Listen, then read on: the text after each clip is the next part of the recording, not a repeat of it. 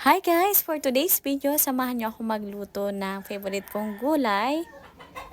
And this is malunggay with sitaw, samahan ng omega sardines. Well, since medyo ano na ang ginataan, ay, nilagay na ni Papa. Naku, naka-video po. Wag mo naman ako pa. Tcharan! Feel na feel ang pagluluto. So waiting na lang na palambot ang sitaw para maya-maya malunggay na lang. Okay, lasahan natin kung sakto yung lasa. Para naman, feel na feel naman ha. Para may kulang. Since kakainom ko lang ng tsokolate, medyo iba ang aking lasa.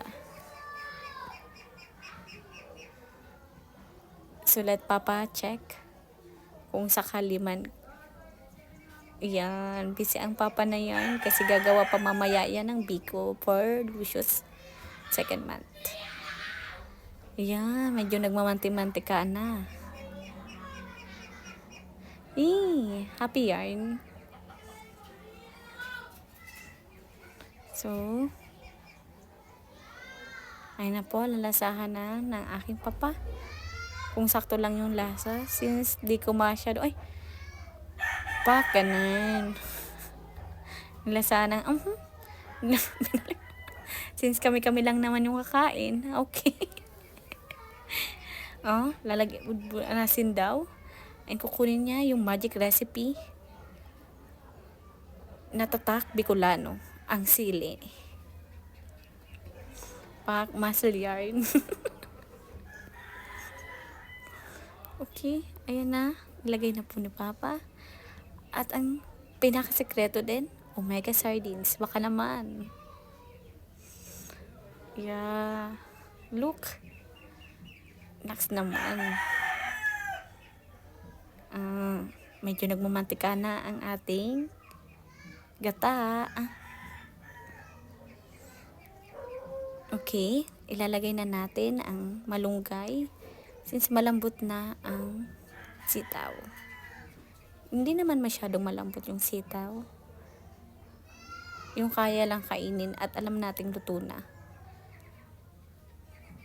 Yung kalahati muna at baka hindi kaya nilang gata. Charot. So, ibuhusan natin lahat para naman magsabay-sabay na sila. Nangalay na po ako dito since yung tripod nasira. Medyo magulo na ang video natin. Sorry na guys. Okay. Naibalik na. Sayang. Okay, konting sayang.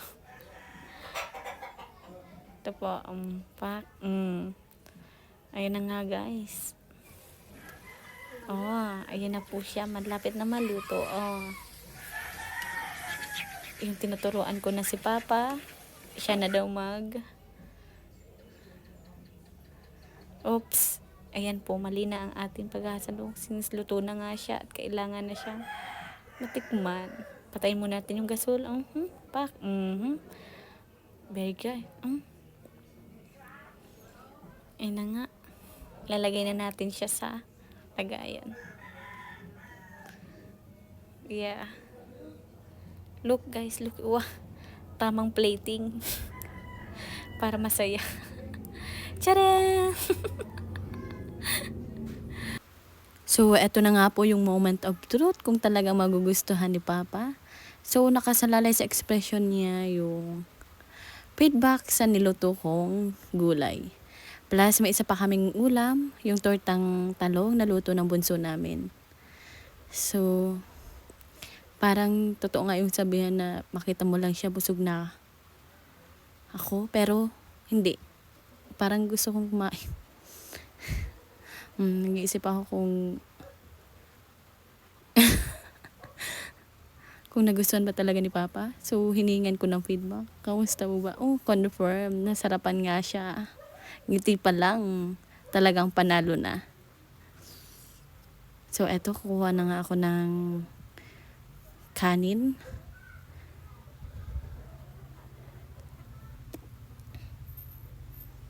Para naman, sarap na sarap ang kain ng papa. Oh, sige.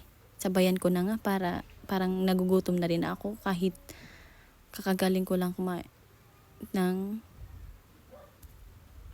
busal. Charan! Okay. Usog-usog din para panalo. Gulay na gulay and vegetarian ngayong araw. So, tinatanong ko si Papa kung sakaling sumikat man kami at ma-interview kay Tony Talks. Okay lang ba sa kanya ma-interview? Kasi baka mag-trending na kami sa gagawin kong video na to. Kaya okay lang sa kanya mapakuha ng video kahit shy type talaga siya. So, shucks. Yung sa background ko po may nag-aaway na alaga kong aso. So, confirm nga. Sarap. Wait lang. Kuha ako ng kutsara para dito sa tortang talong. Ay, okay. Parang ang laki. So, kalahati muna. Tapos yung kalahati naman mamayang gawin. Tibid-tibid din pag may time. Okay, yung kinakain ni Papang Bangus, yung kagabi pa yan na natira. Sarap na sarap. Yan pa. Ayan, ubos. May makikisabay pang langaw.